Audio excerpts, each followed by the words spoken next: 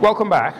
There are 33 local government districts with over 300 staff and 512 practitioners.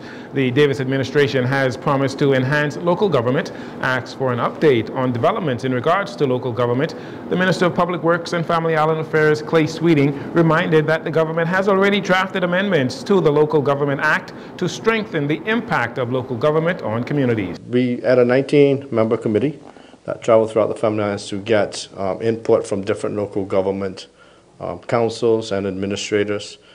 We have a format that we have at the Attorney General's office that they are working on. So hopefully sooner than later we'll get that completed. There are some things they wanted to in regards to legislation and how they tie into other, because the Local Government Act also ties into other acts such as building control and things of that sort.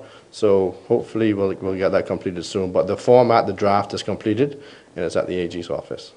In June of 2023, Minister Sweeting revealed that local government would receive a 10% increase in its budget following a cut in the previous fiscal budget. He also noted that the government has taken steps to decentralize all operational expenses for local government, meaning they would not have to rely on central government for basic supplies and equipment. In addition to the unsafe roads on Eleuthera, schools like Preston Albury High School have sporting facilities that are underdeveloped and create a disadvantage for those student athletes training in the various sporting disciplines, including this grass track where you see the Minister of Public Works and Family Island Affairs, Clay Sweeting, showing that he still has some speed, beating out the executives from Bahamas Striping Group of companies.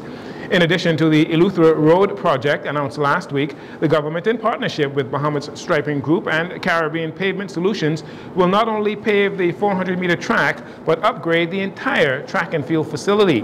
Minister Sweeting, who is also the Member of Parliament for South and Central Eleuthera, says the project is very important to the students. General Manager of Bahamas Striping, Melanie Roach, says they want to rebuild the track and field facility so that it is not only useful for Bahamian athletes, but also international athletes as well.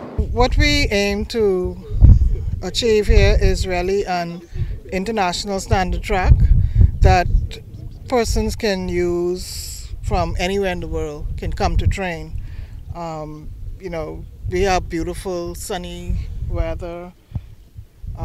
So why not make an international track that could attract the best of the best to Eleuthera in the Bahamas? So we're going to put every facility that is required for a world-class track and field. Principal of Preston Albury High School, Kenneth Roberts, expressed his gratitude towards the project and said the upgrades will help them produce quality athletes. In 2023, sexual assault and rapes were a major concern, especially for women. On Wednesday this week, a 43-year-old man was sentenced to 7 years in prison after he admitted to repeatedly molesting his then-girlfriend's minor daughter. The man's name has been withheld to protect the victim's identity. The accused reportedly began molesting the little girl since she was 11 years old in December of 2020. The matter was reported to the police in November of 2021 when the mother learned of the sexual abuse. The man represented by popular criminal attorney Ian Cargill, pleaded guilty to 12 counts of unlawful sexual intercourse and received a 7-year sentence, once again as a part of a plea deal.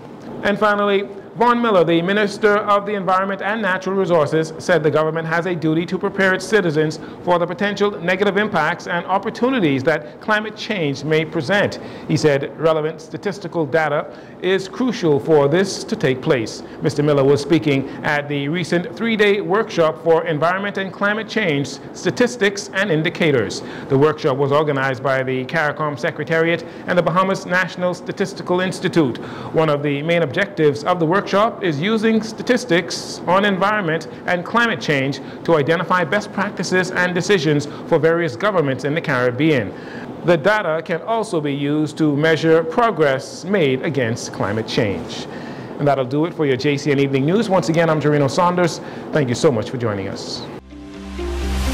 This segment of the news has been brought to you by Sun Oil Limited.